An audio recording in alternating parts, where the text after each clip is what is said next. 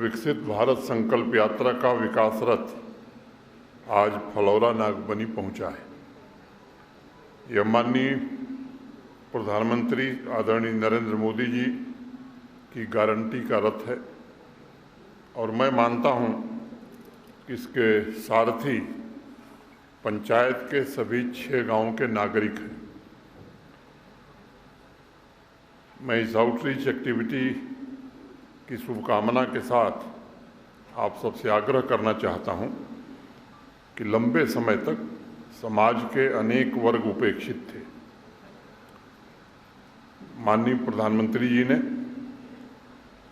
देश के लोगों को एक स्वर्णिम अवसर दिया है कि वंचितों और उपेक्षितों को विकास की मुख्य धारा से जोड़कर भारतवर्ष को विकसित देशों की श्रेणी में शामिल किया जाए।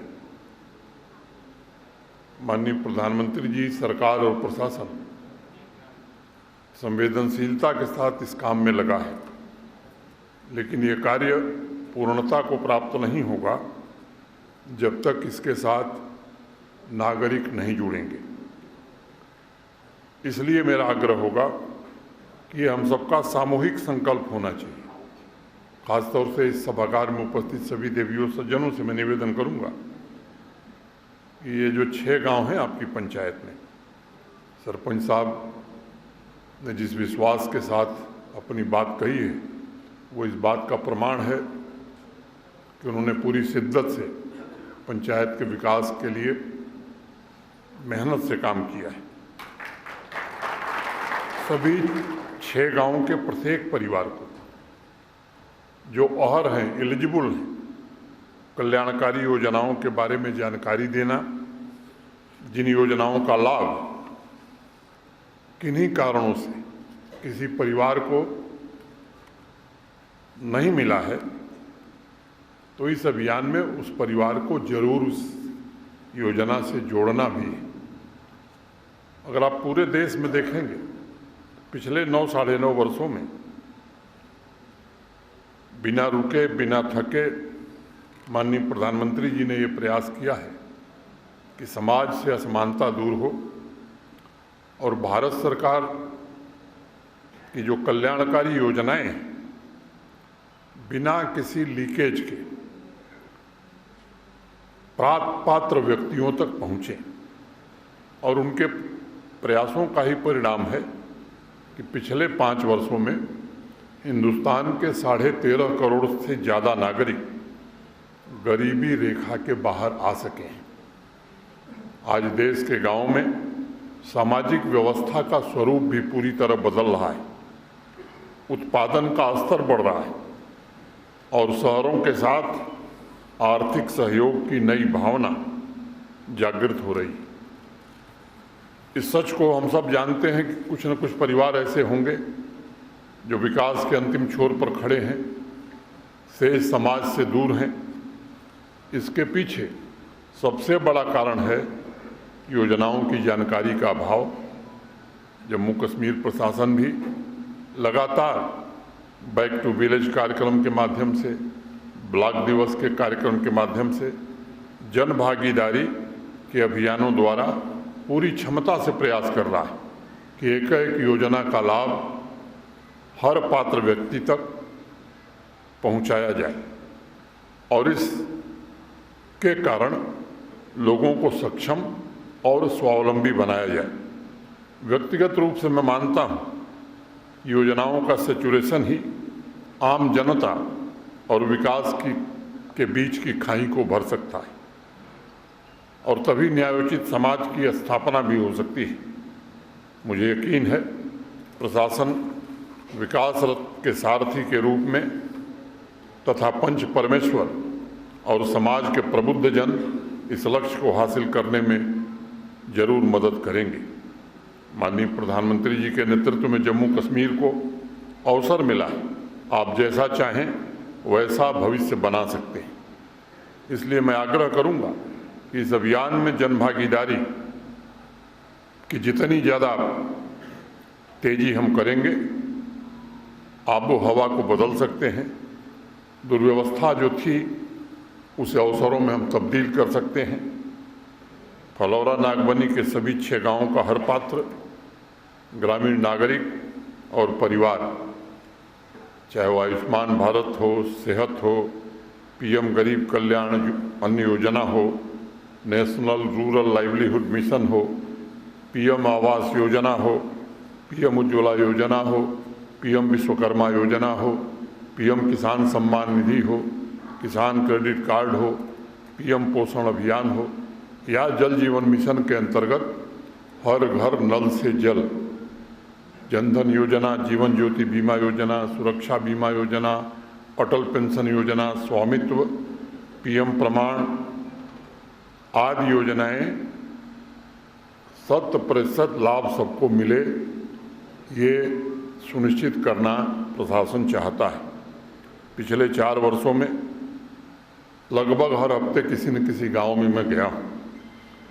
गांव की एक महत्वपूर्ण विशेषता देखी है मैंने कि अगर ग्रामवासी कुछ करने की ठान लेते हैं तो उसे पूरा करके ही दम लेते हैं। स्नेह, सहयोग, समझदारी, ये ऐसे 4 गुण हैं जो ग्रामीण कर्मठता को नई ऊर्जा प्रदान करते हैं। मैं आप सभी से स्नेह, सहयोग, सजगता के द्वारा सैचुरेशन तथा जम्मू कश्मीर के नए स्वर्णिम प्रभात की अपेक्षा रखता हूँ। मैंने व्यक्तिगत रूप से अनुभव किया है कि जन जन की शक्ति से ही अभूतपूर्व उपलब्धियां हासिल की जा सकती हैं। कोरोना महामारी के दौरान आप सबके सामूहिक शक्ति के उस प्रयास को मैंने व्यक्तिगत रूप से देखा है। अगर एकजुट होकर दायित्वबोध के साथ समाज आगे बढ़ता है तो भयानक महामारी को भी परास्त किया जा सकता है। मुझे लगता है सामाजिक आर्थिक विकास के हर सपने को भी हम मिलकर के साकार कर सकते हैं। पिछले 40 महीनों में जम्मू कश्मीर का काफ़ी हद तक कायाकल्प हुआ है। आज जम्मू कश्मीर देश के सबसे तेज़ी से उभर रहे क्षेत्रों में अपना स्थान बना रहा है। चाहे हमारी बहनें हों, किसान हों, हमारे नौजवान हों, गांव-गांव की तरक्की ने जम्मू कश्मीर को समावेशी समृद्धि का प्रतीक बनाना प्रारंभ कर दिया है। ग्रामीण क्षेत्र की संभावनाओं को नया अवसर प्रदान करने के लिए आधुनिक इंफ्रास्ट्रक्चर और सुविधाओं का भी इंतजाम किया गया है। कनेक्टिविटी निरंतर बेहतर बने, इसके लिए प्रशासन पूरी जिम्मेदारी से काम कर रहा है। आज माननीय प्रधानमंत्री जी के कारण 1.5 लाख करोड़ रुपए के हाईवे और टनल के प्रोजेक्ट जम्मू कश्मीर में चल रहे हैं। महिलाओं तथा नौजवानों को स्वरोजगार की दृष्टि से असीमित सुविधाएं उपलब्ध कराने का प्रयास हो रहा है। किसानों की कमाई पहले की तुलना में बढ़े, इसके लिए होलिस्टिक एग्रीकल्चर डेवलपमेंट प्लान बना करके किसानों की मदद करने का प्रयास हो रहा है। आज लगभग हर एक परिवार के पास बैंक खाते हैं, लेकिन अगर कोई परिवार इस सुविधा से छूट गया है तो इनका समावेशन इस बार जरूर हो जाए। पिछले 40 महीनों में जम्मू कश्मीर प्रशासन ने गरीब परिवारों के हितों का भी सभी योजनाओं में ध्यान रखा है और उन्हें सर्वोच्च प्राथमिकता दी। प्रधानमंत्री आवास योजना ग्रामीण के सर्वे के दौरान जब ये जानकारी मिली कि अनेक ऐसे परिवार हैं जो इस योजना के पात्र तो हैं लेकिन उनके पास अपनी ज़मीन नहीं है, तब जम्मू कश्मीर प्रशासन ने निर्णय लिया था कि इस योजना के वे पात्र लाभार्थी जिनके पास अपनी ज़मीन नहीं है उन्हें प्रशासन 5 मरला सरकारी ज़मीन देगी। मैं सरपंच वंदना जी से अनुरोध करूंगा कि हर पात्र परिवार को इसका लाभ मिले।